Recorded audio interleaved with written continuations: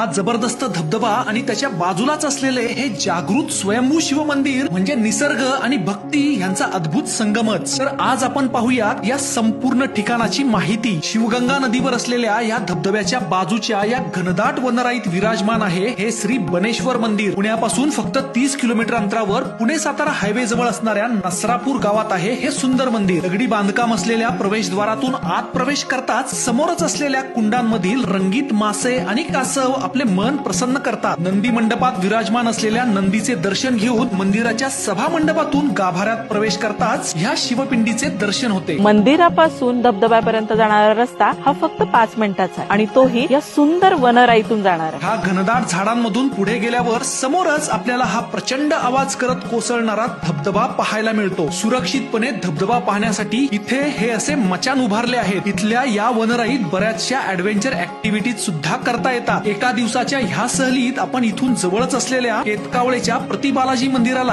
आणि श्री क्षेत्र नारायणपूर दत्त मंदिराला सुद्धा भेट देऊ